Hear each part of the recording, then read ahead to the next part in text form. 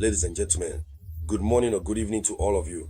Once again, you are welcome here on the Éveil des Consciences platform. In international news, on the Israeli side, the night was very, very long. Yet another night of hell descended upon Israel. Iran remains furious. Iran continues to strike, and the entire city of Tel Aviv is engulfed in smoke. I remind you once again that I do not want to post certain highly sensitive images to avoid being heavily censored. Otherwise, the images are truly chilling. It should also be noted that at the same time, Israel is striking Iran. But in terms of the balance of power, no, there's no contest, there's no comparison. Israel is completely weakened. So Iran has managed to deceive Israel and its allies. The decoy or deception system used by Russia in the context of the Russia-Ukraine conflict is the very same system now being used by Iran. F-16 planes that had been reported, this announcement was made by Iran, or rather, by Israel and its allies, that they had destroyed planes in Iran. That was false. Obviously, they had destroyed something that looked like planes. Since they use satellite images, they are operating from a distance. Like the image you see here is a screenshot from a video. From a distance, they see that it's an F-16 plane. No matter how much they zoom in, it has the shape and everything of an F-16 or F-35, something like that. But when the bomb arrives, when the missile hits, when it falls on it, it's not actually a plane. So that means Iran isn't losing. Meanwhile, Iran has had to seriously shelter all of its missiles and all of its aircraft. In fact, we saw the underground facility that Iran chose to show, broadcasting images so that the whole world could know what Iran actually possesses.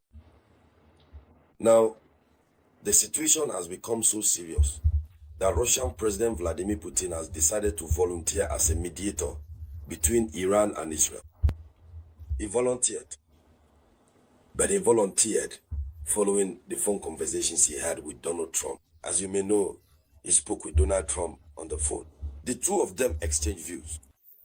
And as a result, Russia was presented as the country best positioned to successfully conduct these negotiations. But unfortunately, we have Westerners who are completely opposed. They say that Russia cannot be a mediator. No, impossible. And so, ladies and gentlemen, in this video conference, that is what we are going to talk about.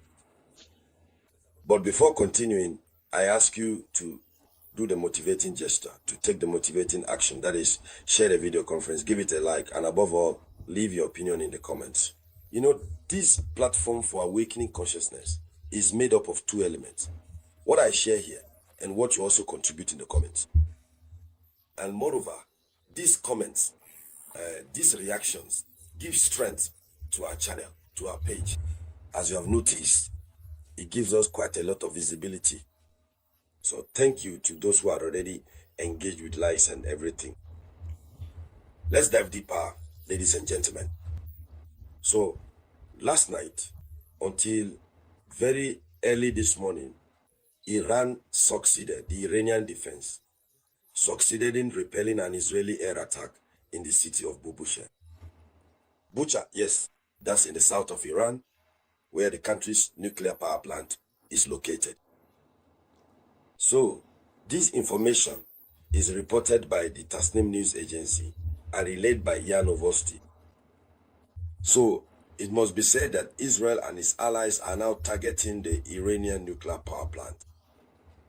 Yes, but to do that, you know, it's all about technology. We are in a technological war. To do it, Israel is forced to send its planes to drop bombs. But this is where Iran surpasses Israel in power. Iran stays at home, presses the button, the pound key, and that's it. But they, on the other hand, are forced to take their planes and come over. And so, as they come, we push them back. That's why, no matter how long this conflict lasts, Israel, if America doesn't intervene directly, if Britain and others don't intervene directly, Israel won't be able to inflict much damage on Iran. Israel is weakened and will continue to sink because they are not in the same league when it comes to modern weaponry. No, Iran has a lot. So, in the meantime, what is Iran doing? Iran had to strike. I think it was the television station, right? No, it was the intelligence building. They had to strike on the morning of June 17, 2025. And everything is filled with smoke. And so then, meanwhile, as we mentioned at the start of the video conference, Israel was deceived. These were Iranian F-14 fighter jets that Israel thought it had destroyed. But it was fake. Yes. Those planes that were specially stationed at Miharad Airport, they placed these planes, these fake F-14s, to deceive the Israelis. You heard during those 2 days that, yes, an airport was attacked, planes were this and that. It was fake. So, as we were saying, Israel continues to endure the rain of missiles, the Iranian missile barrages. But on the other hand, as we mentioned, Vladimir Putin has volunteered to resolve the issue as a mediator. But the German Chancellor, Friedrich Merz, opposed Russia playing the role of mediator in resolving this conflict. And do you know why? It's true that, naturally, they don't like Vladimir Putin. But also, and above all, they always want it to be said that it was thanks to them, the Westerners, that the conflict ended. They don't want the glory, that glory, to go to Russia, that's all. So he says this. This is the German Chancellor speaking. He says this. He says, I don't see how Russian President Vladimir Putin could play a mediating role in this conflict. He doesn't see it. He made this statement before the opening of the G7 summit in Canada. So here is what he is saying. But on the other hand, President Donald Trump is considering unprecedented decisions. We will come back to those decisions in a moment. Ladies and gentlemen, that was the top international news story. There you have it. Thank you for sharing it as much as possible. I'll be back with more news shortly. This was the voice of your humble servant, Robert Théa.